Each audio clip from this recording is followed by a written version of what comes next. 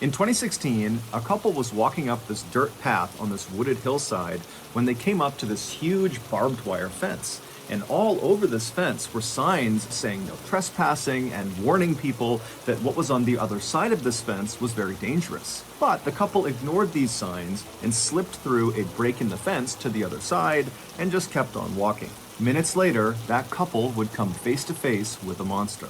But before we get into that story, if you're a fan of the strange, dark, and mysterious delivered in story format, then you've come to the right place because that's all we do, and we upload once a week. So, if that's of interest to you, please offer to do the like button's dishes, but be sure to leave all of the cups and bowls right side up inside of their dishwasher. Also, please subscribe to our channel and turn on all notifications so you don't miss any of our weekly uploads. Okay, let's get into today's story.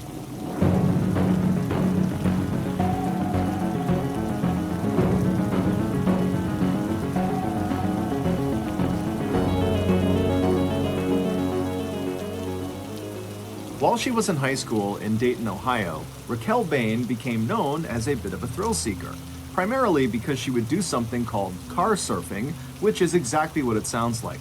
She would climb onto the exterior of cars and hold on to the roof while somebody else drove it around. In addition to seeking out these physical thrills, Raquel was also drawn to psychological ones, like going to places that were supposedly haunted and seeing if she could spook herself. Following high school, Raquel kind of calmed down and became less of the wild teenager she was known for being, and instead she really focused on building a life and a career for herself. And so she would go to college and she would earn her degree in surgical technologies, and then by 2009 she was employed full-time as a surgical assistant in Dayton. Also around that time, she had her first child, a son, who she adored.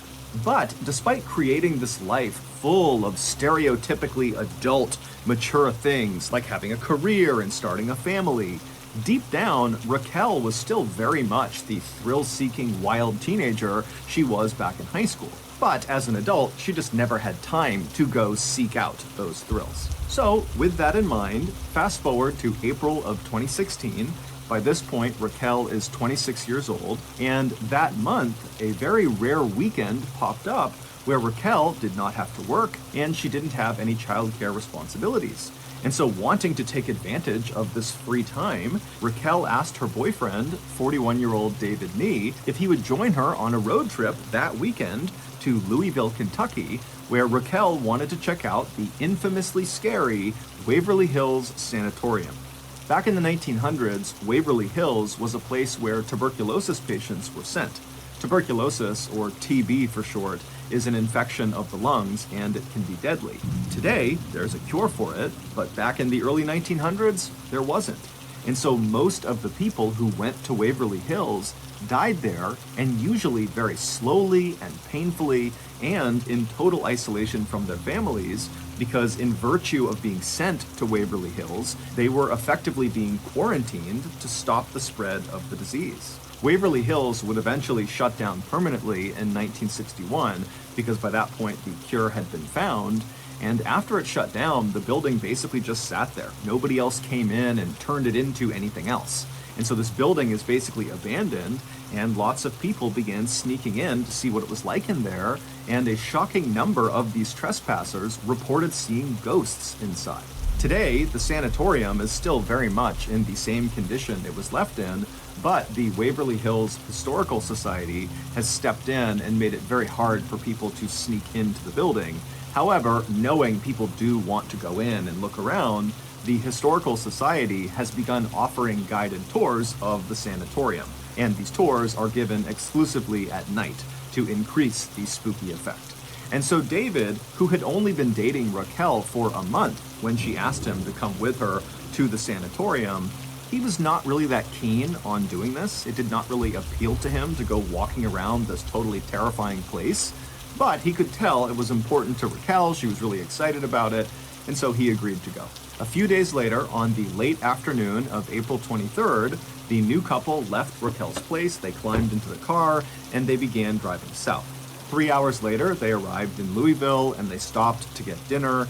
And then after they were done eating, they looked at the time and realized it was only about 6:45 p.m.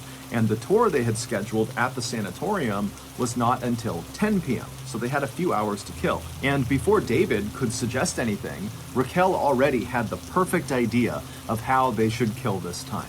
She told David that earlier that day she had learned about a spot just outside of Louisville that might actually be more terrifying than the sanatorium they had come all this way to see. And so Raquel wanted to spend these few hours checking out this new spooky spot. This spooky spot was a rickety old, narrow, abandoned-looking bridge called the Pope Lick Trestle. It's located just east of downtown Louisville in this heavily wooded area. The bridge is about 800 feet long, and at its highest point, right in the middle of the bridge, it's about 90 to 100 feet off the ground. And this bridge connects the tops of two of the bigger rolling hills in the area. But the bridge's physical appearance has nothing to do with why it's considered so spooky. The reason the Pope Lick Trestle has become a central part of Kentucky folklore is because locals say there is a monster called the Pope Lick Monster that lives underneath the bridge. It's half goat, half man, and when anyone is near this bridge at night, this monster is supposed to come out from underneath this bridge, and then what happens next is very ambiguous. It kind of depends on who you're talking to. But generally speaking, once the Pope Lick monster has emerged and it sees you, you're dead. Now, how you die ranges from the monster leaping out and attacking you with an axe to the monster using some sort of mind control to lure you up onto the bridge where you leap off. David, after hearing this suggestion, was again not really that keen to go do this really terrifying sounding thing, but seeing the excitement in his girlfriend's face, he agreed to go. And so the two left the restaurant, they climbed back in the car, and they drove for about 15 or 20 minutes to the Pope Lick Trestle Bridge.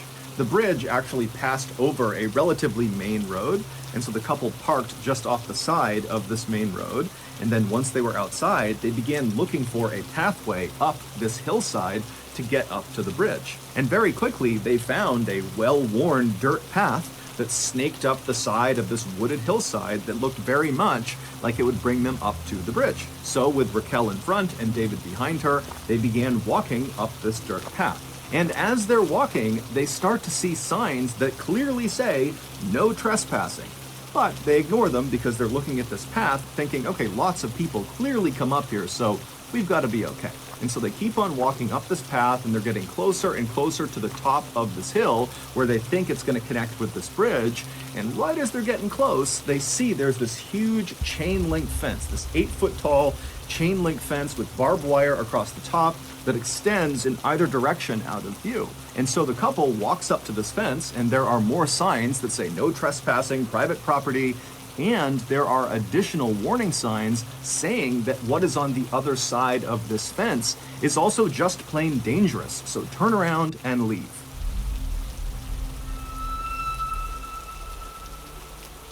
Every fall, when the leaves start to turn colors and the weather starts to get cool, people flock in droves to their nearest coffee shop to order a pumpkin spice latte. And every year when I see this phenomenon occur, I think to myself, how hasn't anyone started a seasonal eel teeth and milk sandwich restaurant? It's such an obvious compliment to the pumpkin spice latte. Well, this year I decided enough was enough. I was going to fill this massive hole in the marketplace and become the eel teeth and milk sandwich king. However, I pretty much immediately ran into a very big issue. The 5 mini poodles that I hired to help me grow and run this restaurant franchise instantly began to struggle with some basic tasks that I had outlined in the job description, like being able to hold things with your thumbs and speaking a human language. And so just a couple of days ago, as I'm sitting in my office trying for the 100th time to teach these mini poodles how to speak English and how to use their thumbs, my pet frog, Seagull Lung, came flying in and slapped me right in the coccyx and said, "Papa, tu avoir." Papa, tu dois avoir zip-recruiter. Papa, tu devoir ZipRecruiter, which of course in French means, Dad, we need to use ZipRecruiter. And boy was old Lungy, right? ZipRecruiter, which is the #1 rated hiring site according to G2 satisfaction ratings as of January 1st, 2022, uses its powerful technology to find and match the right candidates with your job. And then you can easily go through all of these recommended candidates and invite only your top choices to apply for your job, meaning you won't have to hire as many unqualified mini poodles. And right now, you can try ZipRecruiter for free at my exclusive web address, ziprecruiter.com/Mr. Ballin. Again, that's ziprecruiter.com/Mr. Ballin, or you can click the link in the description below. ZipRecruiter, the smartest way to hire.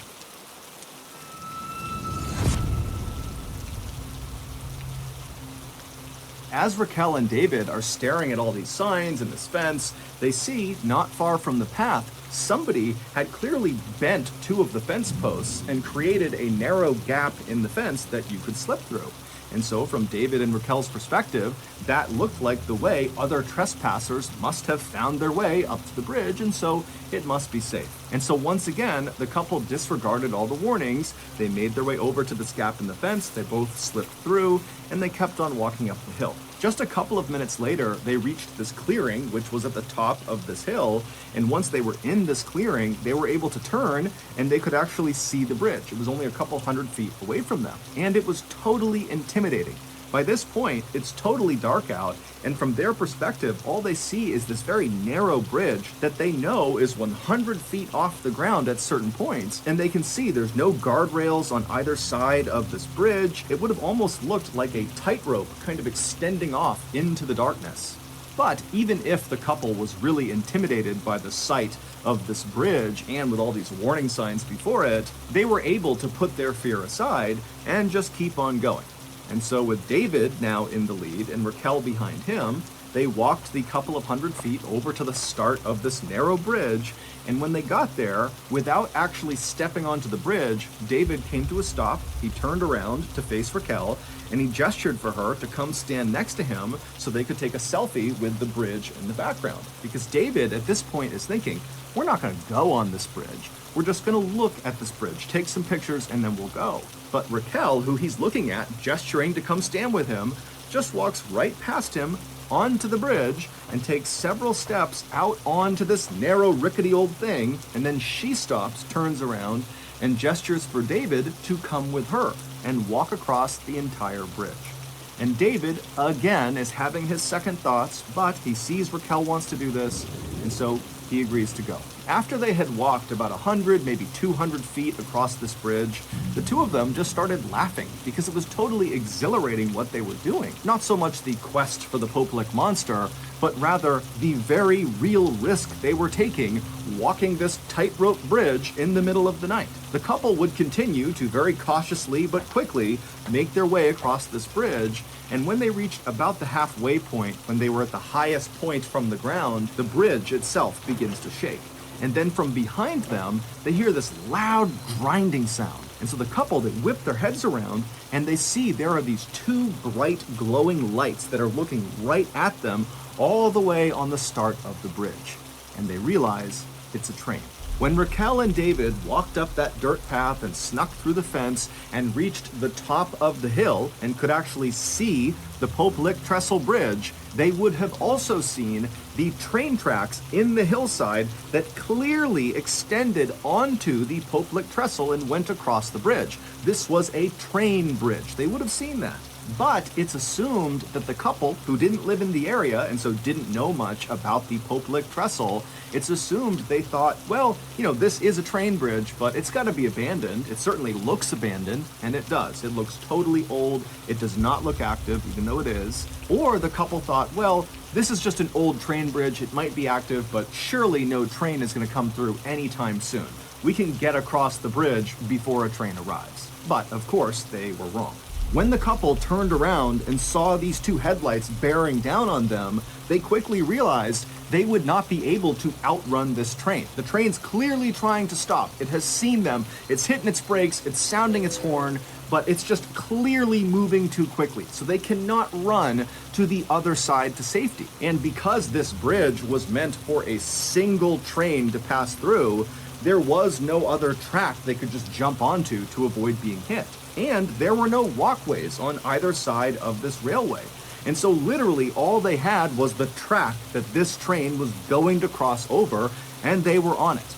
And so with no other choices, David yells to Raquel that they have to climb down and hang off the side of this bridge. Now, there were these wooden slats that ran underneath the rails. They ran perpendicular to the rails, and these wooden slats kind of extended off the edge of the bridge on either side just a couple of inches. And so in theory, if you were holding onto the outside of one of these wooden slats and kind of dangling off the edge of the bridge, a train could cross those tracks and not run over your hands or fingers. You would just have to hold on that whole time as the train is rumbling through. And so David, he flops down onto his stomach and he's trying to lower himself as fast as he can as this train is getting closer and closer, and he's yelling for Raquel to do the same thing, but she's not really moving very quickly. And finally, David, he gets in position. He's hanging off the edge of this bridge on these wooden slats, and he sees Raquel. She's not quite there, and then the train comes flying through. It strikes Raquel and sends her flying off the bridge to the ground below.